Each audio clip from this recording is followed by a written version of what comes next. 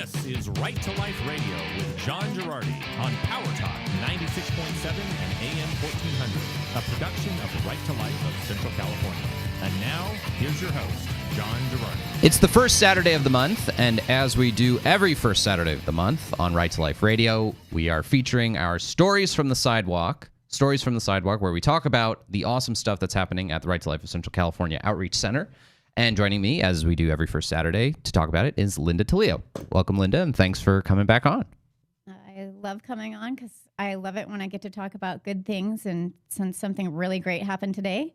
Yeah, well, and that's one of the nice things is that often with a pro-life show, talking about stuff that's happening around the country, it can get a lot of bad news. And it's nice to have you on to talk about hopeful and good things that happen. So a lot of stuff happened over the course of this week with our outreach center, which is, again, located on Fulton Street, right next to the main Planned Parenthood clinic. It's sort of the center for our direct engagement with women going into and out of Planned Parenthood. So tell us a little bit about what's been going on out there and about some of the hopeful things that have been happening this week. Okay. First of all, I was just sort of thinking about this, about how I work with mostly guys now, and yeah, I know. I tried to get away with, can I come in here with not out brushing my hair? Well, I mean, it's chiefly a radio show, so no one really cares that much. But it is, I guess, it is on YouTube. You can, for those of you listening, if you want to watch the show on YouTube, youtube.com/righttolifeca. Linda looks very nice for those in radio. Fine until you go. Like, do you have a comb? Do you have a comb? Oh, George. All right. Well, we'll have to talk that through. But here you are. Anyway. No, so I haven't did my hair. Okay. You're looking good. You're looking good, Linda. All right. Anyway, so I'm in a really good mood because it really was a great day. It's been a great week. Yeah. And the ironic thing is that I was having a conversation with my coworker, George, and we were talking about hope and how easy it is to lose hope out there. Yeah. Because no matter how many great stories I have, there's so many that are not that great. Well, sure. And the batting average, if you want to put it in those numbers, I mean, the batting average seems low. And it's a thing where we know from the outset going in rationally that, okay, a certain number of people are going to listen to you and make the right decision. A certain number of people are just not going to listen to you. And a certain number of people are going to make the right decision without you ever knowing about it. Yeah. So even a lot of the successes are things you're never going to know about. And most of what you're going to face is people either not listening to you or just ignoring you. Right. So, and that's kind of definitely we can see how that's a difficult reality. And I know you and George have, at different times have sort of expressed the difficulty of struggling with that. It can be. Yeah. But part of it is also I'm so competitive and we're all human. So it's easy to, when someone doesn't quote unquote listen to you or you don't think that they do, to consider it a fail or a lose. Sure. And so one of the things I was talking about is that none of us are God. No. And you can't really take it personal. Sure, and it's also a thing of it is ultimately that person's decision, and if that person, I mean, there's the old Mother Teresa quote that it gets kind of trite, but it's that we're not called to be successful, we're called to be faithful, and that's kind of how I've always viewed the importance of this mission is that we should be there and we should be faithful, and it's not necessarily about success, but at the very least, it is nice when fidelity is rewarded with success. So, I mean, maybe talk about some of the, I know we've had sort of two different instances over the course of this week where I was just going to end that with people. The fact that the faithful part and the fact that Satan loves hopelessness. Well, sure. Yeah. He loves that we can feel failure. And so that's something you just have to be aware of. And sometimes when you like, oh, that's right, then you kind of kick it in and get a little new spirit, a new breath. So today we got a little new spirit. And it's not just today, but a couple days ago. A couple days ago, we had a couple leaving the clinic, and I did one of my things where I was starting to feel frustrated, and I just poked my head in and I said, hey, how's it going? Mm-hmm. Are you here to have an abortion? Yeah. I don't know why I do that sometimes. A great conversation started. But anyway. And she was like, yeah, I was. And I said, and you're not now, right? And she was like, well, I go, is that an ultrasound picture? And she said, yeah, it is. Mm-hmm. And I said, so we're done. You're not coming back, are you? And she's like, I'm just so scared. Yeah. And I said, okay. I mean, we're all scared. Doesn't matter if you're married and this is your 7th kid. It's just, that's part of the deal. Right. And I can totally understand that. And we talked for a while, and then we exchanged phone numbers. And so as of right now, all that I know is that she is turning the corner to choose life. Right. She's young. Mm-hmm. She's only 19. And so that probably makes it a lot more scary. Sure. I know that. Mm-hmm. And then, but her man was, when I asked him, he's like, yeah, I want to keep it. I'm here. Yeah. I'm here. Good. I'm here for it. So there was that. And as this often happens, even in the moms where we've had reunions with, we'll have the initial contact, and then I don't hear anything for months. Sure. And then for some reason, I'll just reach out just to check, because sometimes I don't even really want to, because I just want to hope they just did. Yeah. And I don't want someone to say, oh, too bad for you. I didn't. Right, but, right. So that's what's happened is I can tell she's reading my texts, but I haven't heard from her. And sure. Except for our last, we had a string of texts like that day and then maybe the day after. But anyway, so there's that one. Yeah, and you can see, I mean, like, you know, that's sort of the nature of how we're doing this, is that we try to offer resources, we try to offer help, but you know, it's up to them. If they want to continue a relationship and continue working with us, that's awesome. And if they feel they've got it in hand, right, that's also great too. It's been nice to see how many of our supporters have been willing to go above and beyond and get gifts and blankets and diapers and all kinds of stuff. But yeah, that's and that must be one of the difficulties of the work of you want to provide this help, but maybe this is just something they don't want to keep revisiting, right, and don't want to keep talking about. Yeah, definitely that. And then, for us, I don't know whether this happens for men, but for women, you're like, oh, well, what if I tell her this too? Well, I forgot to tell her about that. And so maybe if I just tell her other things, she'll feel better and sure. Stuff like that. But anyway, so that was her. And then today, George happened to notice someone who looked like they were just struggling, and he just sort of pointed to her and called me over. So I just walked up and I said, hey, are you okay? And she's like, not really. She was crying. And I said, would you like to come in and talk? Yeah. We have a little room over here, and you talk about whatever you want. I'm not here to make any decision for you. If you want to vent, or we could at least just look at all your options. She's like, oh, okay. Sure. And so we walked over, and I think we were in the building for an hour and a half. Oh, awesome. And the hard thing about doing this is there's a certain point where I run out of gas. Yeah. I'm like, I don't know what else to say. Yeah, sure. Yeah. So what I ended up doing was dialing up one of our volunteers and saying, hey, do you want to FaceTime with this person? Because a lot of times it might help a little because, somebody else is closer to their age. Yeah. I mean, I don't feel like I'm 55. Yeah.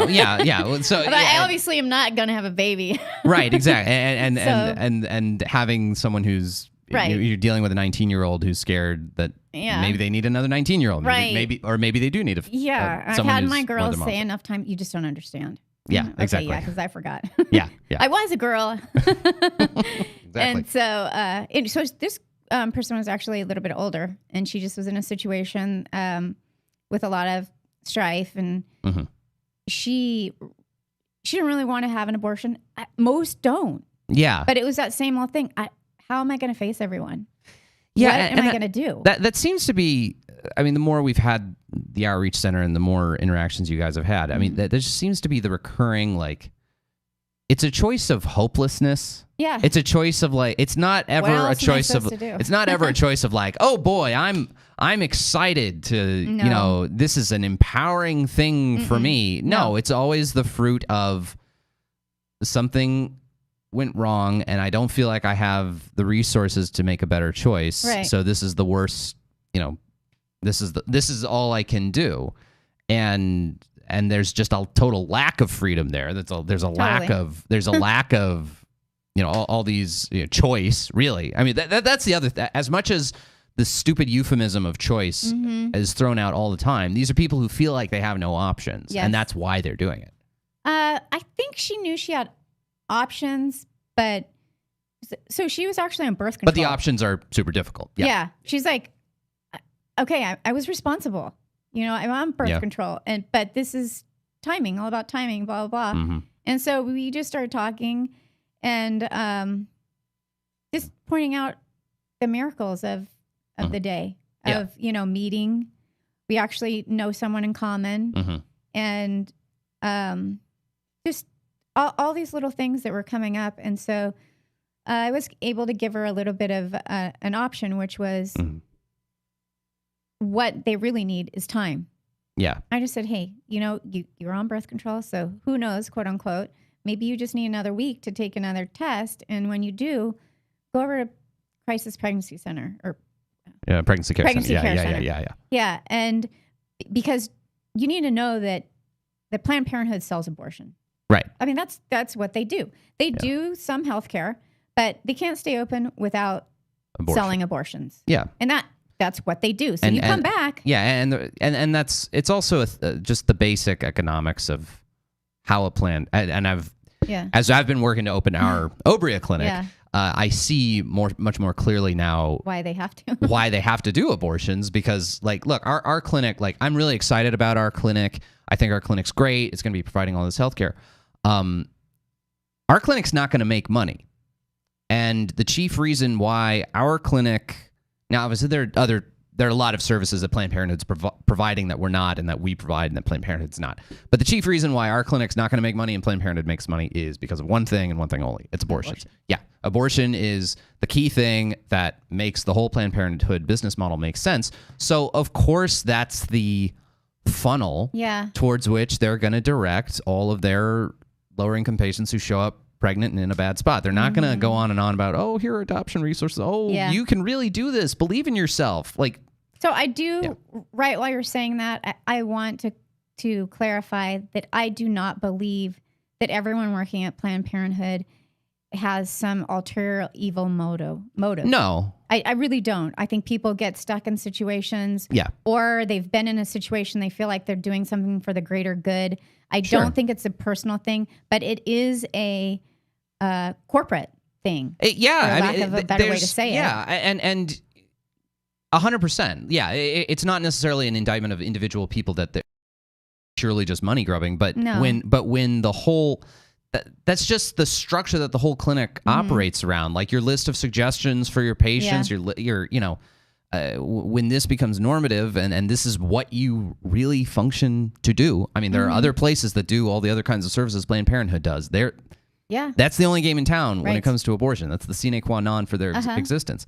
So that is and we're all human. We're driven. Most people are driven by money for whichever reason, for power or for taking care of your family. A lot of the people that work there, they have to take care of their family, and so they justify it in their mind.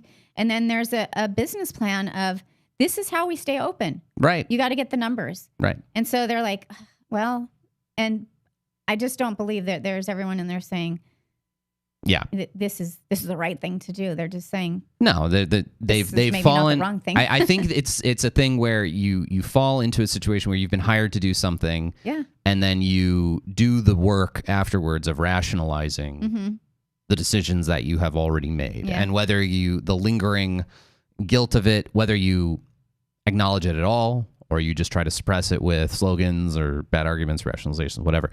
And that's why I think we've never taken the approach of telling abortion, you're all gonna burn in hell. We've always tried to be kind to them, and I think the approach of like Abby Johnson's group, and then there were none, which tries to provide resources to people who work in the abortion industry. I think that's totally the right approach because people are human and people make mistakes, including mistakes of where they decide to work. Anyway, Linda, thanks so much for being on. Thank you so much for having me. Yeah, and as always, every first Saturday of the month, our Stories from the Sidewalk segment. You can learn more about our outreach center work by going to rtlcc.org and get in touch with us if you ever want to volunteer out there with Linda. All right, when we come back, Biden administration is introducing its first fiscal year budget, and it has no protections against abortion funding. That's next on Right to Life Radio.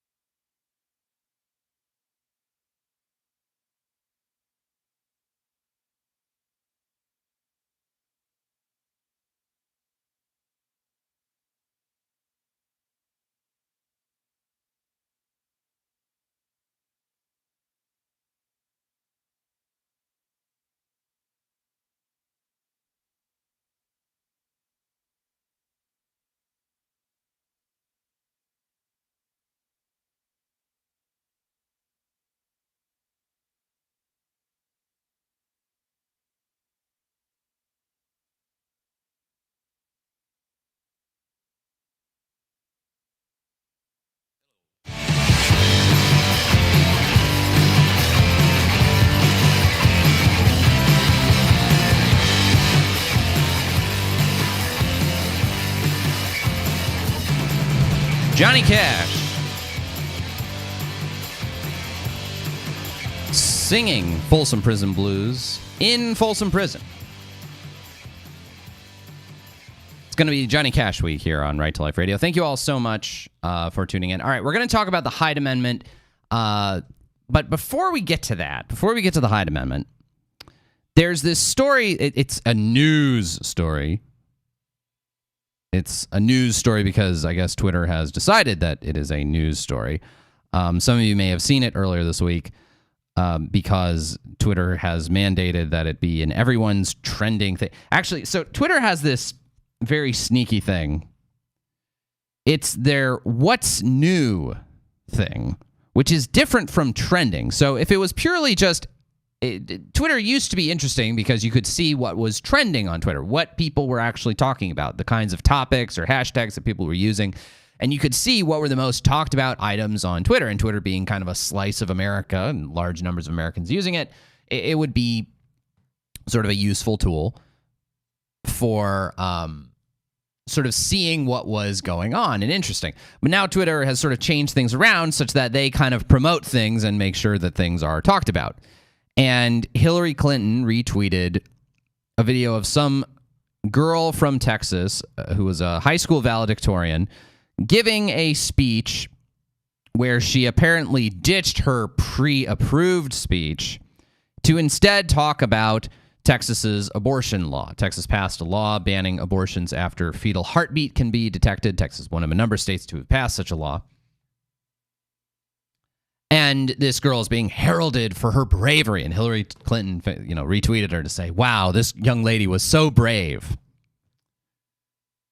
And it's a story that has a lot of sort of layers to it. One is the way that the media treats these kinds of stories. I'm sure that no one would be talking about how brave a student is who, deviated from the script and instead gave an impassioned anti-abortion speech for his or her valedictorian address.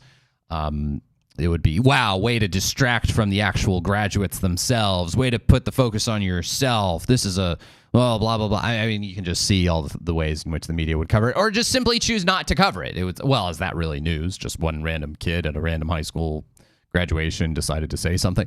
The way it will get covered is obviously 180 degrees different depending on the subject matter. But it's also this notion of bravery. There is very little, I mean, maybe in Texas it's a little braver than it is in other parts of the country, but the dominant forces in our culture, in media, in politics, in academia, everywhere,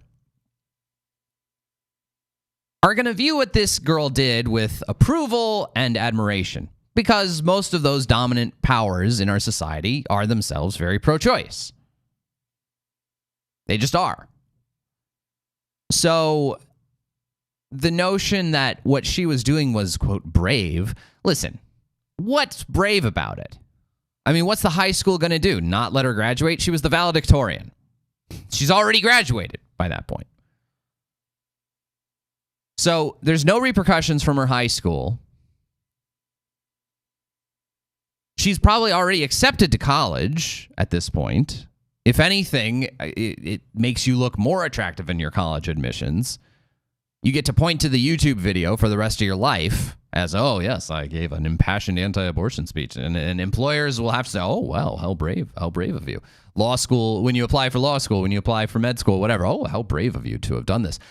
The dominant cultural powers of our time are all pro-choice. Again, in media, in academia, in all of these fields. I mean, to a certain extent, it takes some bravery and some guts for anyone to stand in front of a crowd of people, and it takes some bravery and some guts to stand in front of a crowd of people and address any controversial topic, I'm sure. But you know what? But it would have been a heck of a lot braver, I'd say, for someone to have stood up and said, hey, you know what? Abortion's wrong. I want to talk about how the state of Texas passed this law and what a great thing it is that we're recognizing the human rights of unborn children at earlier and earlier ages, and I hope to find a day where we have enough compassion as a society not to have to choose abortion and blah, blah, blah, blah, blah. You try and do that and see what happens. You do that and see if CNN has a little glowing video segment about you. You do that and see if anyone retweets you as being some brave, heroic, someone other than a pro-life celebrity or lifenews.org or something like that. Of course not. And that's why I find the way that the media covers this, so hypocritical and kind of gross. Because, how brave of this person to speak on a topic of public importance. No way they'd be covering it that favorably if it was a pro-life kid. All right, when we come back this time, I promise, for real this time, we'll talk about the new Biden budget, which has no Hyde Amendment protection language. That is next on Right to Life Radio.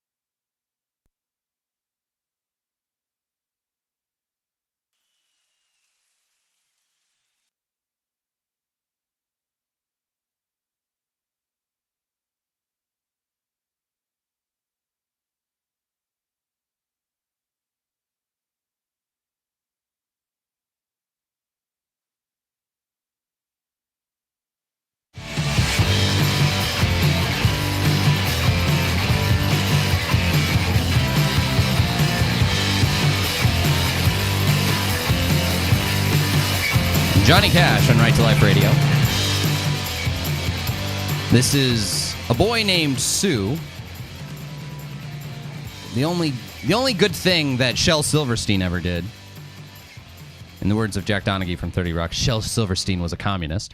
But he did write this hilarious song, which is a favorite of the Gerardi kiddos, A Boy Named Sue. And anytime I break out a guitar, they insist on me playing, one, the theme from the Robin Hood movie, the Disney animated Robin Hood movie, and two, they insist that I play A Boy Named Sue. Anyway. All right.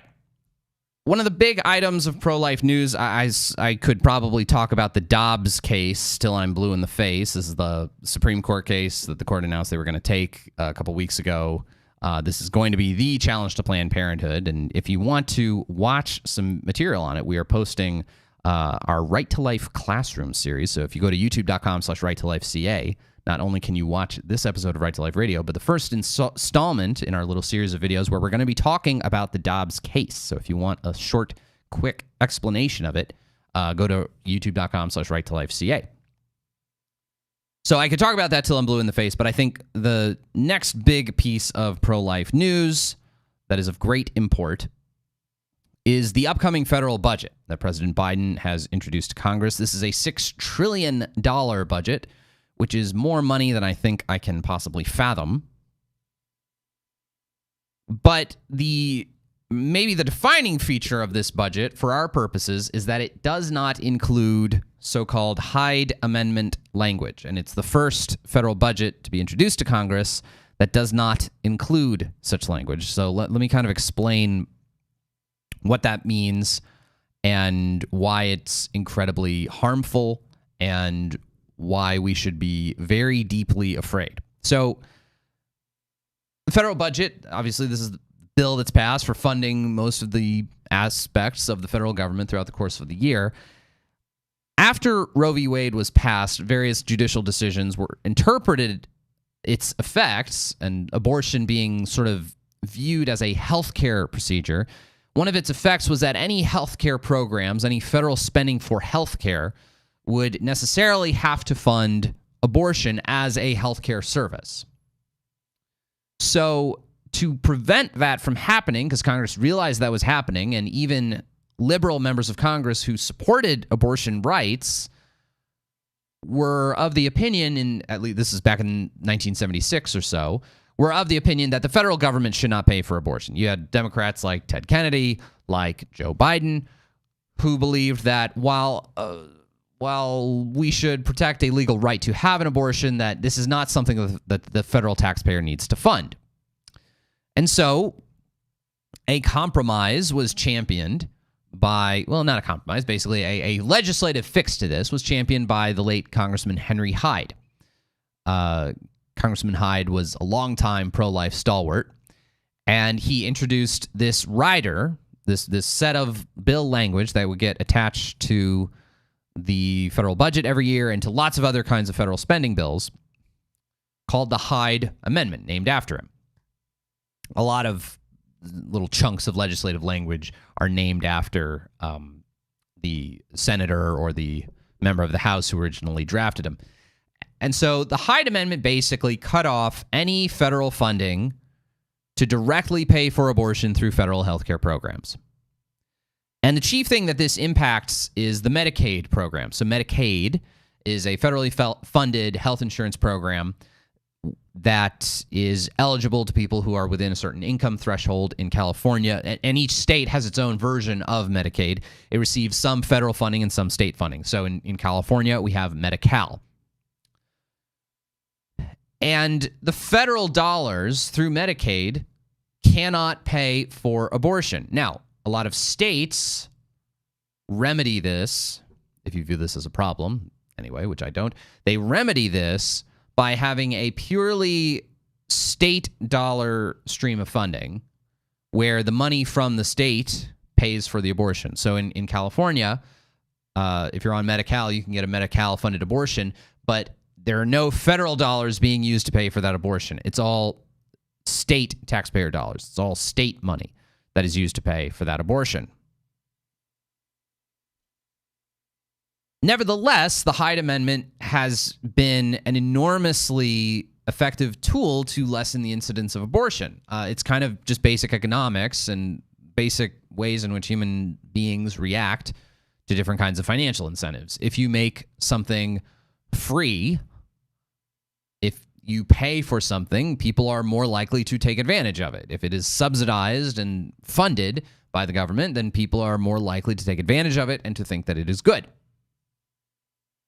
And so the pro-life researcher and statistician, Dr. Michael New, who's a professor at the Catholic University of America in the business school, he's actually done a lot of research on the topic of the Hyde Amendment and what its impact has been on the nation as far as number of abortions. And the Hyde Amendment has probably resulted in something like 2 million children not being aborted who would otherwise have been aborted. That's according to his estimates based on just the ways in which additional money and additional funding incentivize people to have abortions and make more money available for abortion. So his estimate is that there are 2 million people who would have been aborted had it not been for the Hyde Amendment, which is a pretty powerful statistic. In a sense, this makes the Hyde Amendment really the single most important pro-life legislative achievement of the entire history of post-Roe v. Wade America. Now, it was kind of a consensus in American politics between Republicans and Democrats that most Democrats, or many Democrats anyway, supported the Hyde Amendment. Their abortion position was, while I support a woman's right to choose, while I support legalized abortion, while I support Roe v. Wade, I nevertheless don't support making the taxpayer pay for it. So therefore, I will endorse the Hyde Amendment. This mindset was so widespread that even the California legislature tried to pass a Hyde Amendment, but it was railroaded by our ultra-liberal activist California State Supreme Court that thought it was unconstitutional for the state to stop funding abortion once women had started to rely on it, which is it was an absurd decision by the California State Supreme Court. Just the notion that the state can choose to fund something, but then can't change its mind and decide not to fund this one certain healthcare procedure. So California was nonsensical, but nevertheless, Republicans and Democrats largely supported the Hyde Amendment. And Joe Biden himself, interestingly, supported the Hyde Amendment for its entire, since it was introduced in the Senate in 1976. And remember, Joe Biden was first elected to the Senate, I believe, in 1976. So his whole career as a U.S. Senator, from 1976 through January of 2009, Joe Biden supported the Hyde Amendment. For his 8 years in office as vice president, Joe Biden supported the Hyde Amendment. And then something weird happened in the year 2019. In 2019, in the heat of the Democratic primaries, Joe Biden was asked, hey, are you going to try and get rid of the Hyde Amendment? And Biden, clearly not realizing what the Hyde Amendment, not remembering what the Hyde Amendment was, or not understanding what the guy was asking him, said, oh yeah, we definitely need to get rid of the Hyde Amendment. This is Joe Biden, after all. He's not above an occasional mix-up, an occasional speaking whoops-a-daisy. So Biden said, oh yeah, we got to get rid of that Hyde Amendment. And everyone's like, whoa, Joe Biden's changing his view on the Hyde Amendment?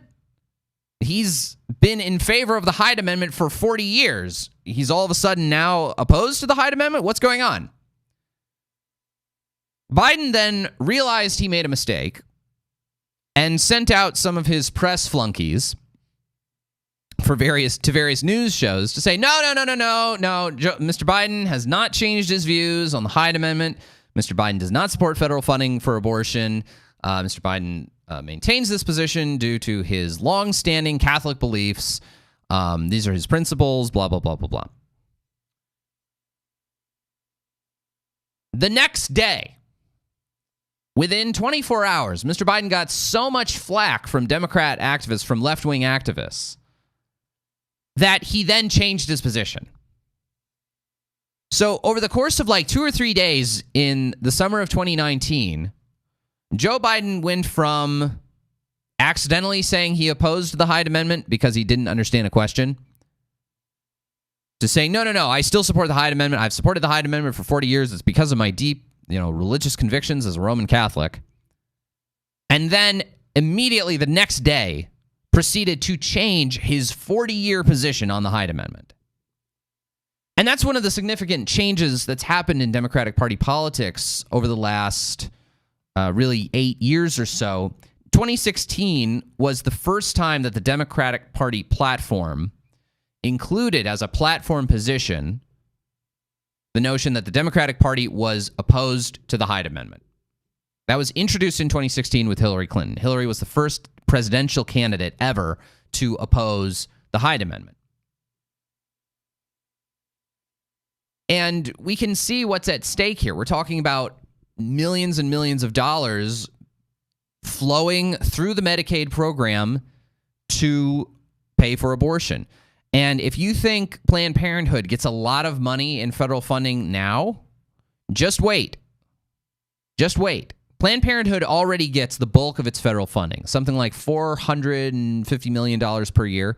The bulk of Planned Parenthood's federal funding comes from Medicaid. And it's chiefly now it comes from Medicaid, but it's not to reimburse directly their abortion services. The Medicaid money that Planned Parenthood receives is paying for all of their non-abortion services. So, cancer screenings or birth control or, whatever other services Planned Parenthood does, that's what Medicaid dollars are paying for. But guess what? Abortion is their most profitable service. That's the service that they can bill the most money to insurance for. That provides them with more revenue than all of their other services. Okay, trust me, as someone, as we said in the first segment with Linda, as someone right now who's setting up a pro-life prenatal clinic, I'm keenly aware of how abortion makes good business sense when you're trying to start a prenatal and reproductive health care clinic. Okay, that it's clearly the thing that makes Planned Parenthood clinics viable as a business enterprise. So if you want Planned Parenthood to receive maybe double what they're receiving now, maybe $1 billion in federal funding a year rather than $450 million, I don't know the exact numbers, but it's going to result in a lot more money to Planned Parenthood, and it's going to result in a lot of our taxpayer dollars directly being spent to reimburse for abortions, for chemical abortions, for surgical abortions, all over the United States. That's what we're talking about here. And beyond that, we could see even direct grants. Here in California, let's note, California set up the whole program to allow the distribution of medication abortion on CSU and UC campuses.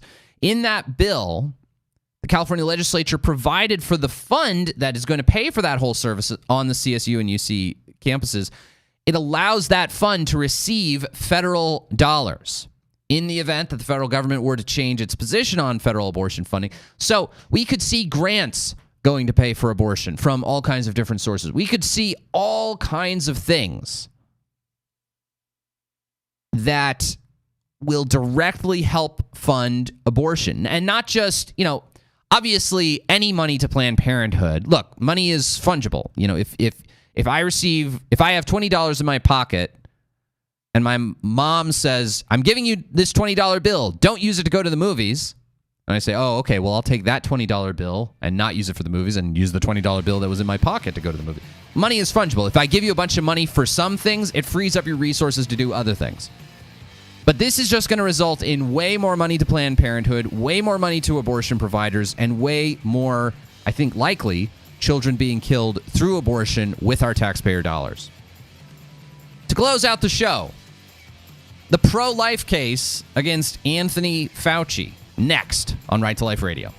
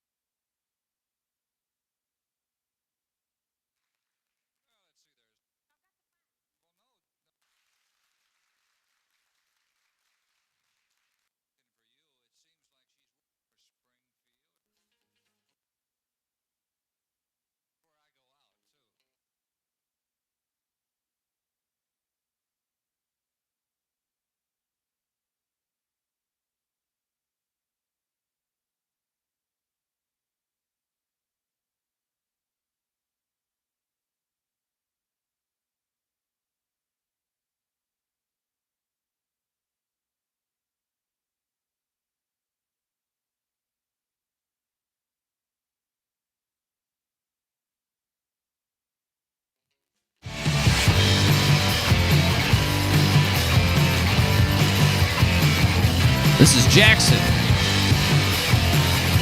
with Johnny Cash and June Carter Cash.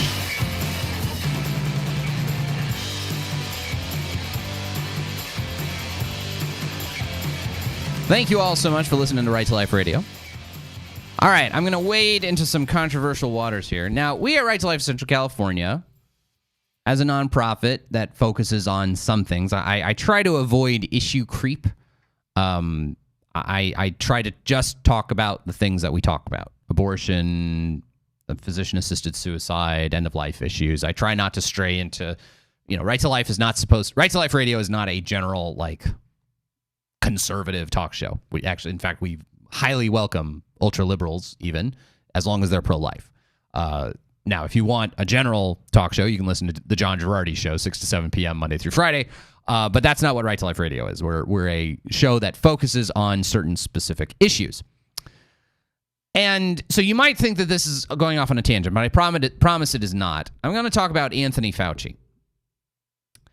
Now, and not just Anthony Fauci, but also Dr. Francis Collins, and I'm going to connect the two. Now, these two guys have gotten into a little bit of hot water lately. Dr. Fauci is the director of NIAID, which basically oversees a lot of research grants and funding for studying various kinds of diseases, viruses, etc. And Dr. Fauci has been, in many ways, sort of the public face of the government response to coronavirus.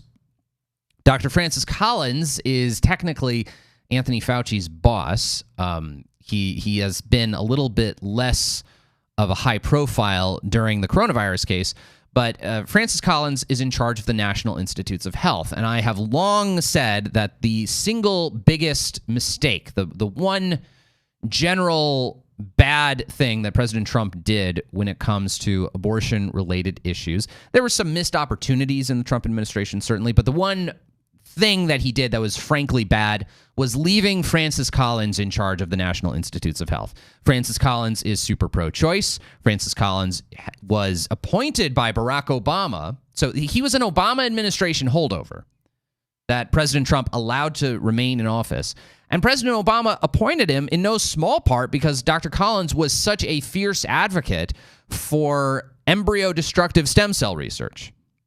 National Institutes of Health and NIAID, the division of it that Dr. Fauci runs, their chief role within the federal government is to distribute some, I believe it's $80 billion per year approximately, of federal funds for research grants. Research grants at universities all over the United States, research institutions all over the United States, and even some grants or sub-grants that go to different parts of the world. There's one grant that's been the subject of some scrutiny lately that went to the Wuhan Institute of Virology, and that was studying coronaviruses from bats.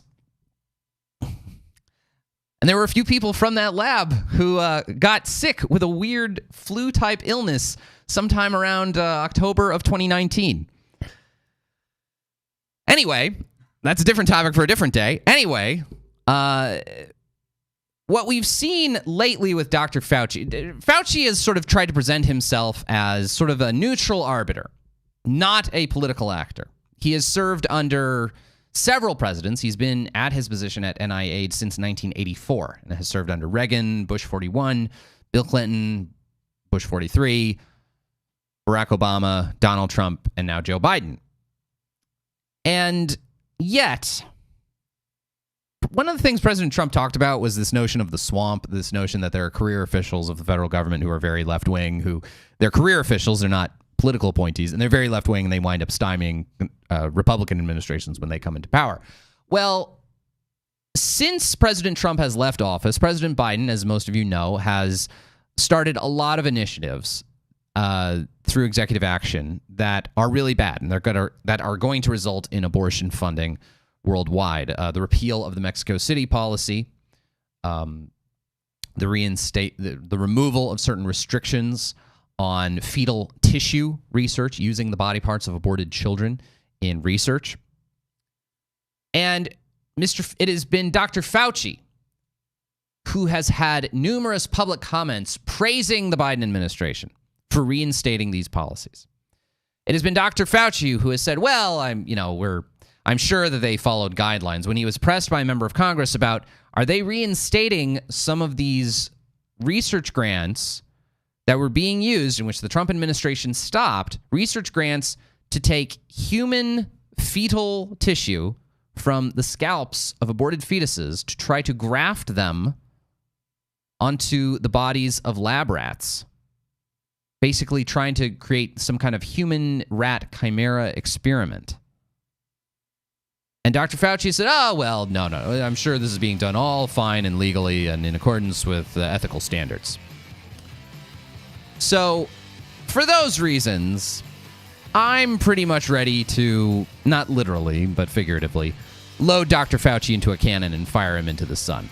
And I will correct my former statement that the worst mistake Trump made was not firing Dr. Francis Collins to say the worst mistake Trump made was not firing Francis Collins and Anthony Fauci. That'll do it for Right to Life Radio. We'll see you next week.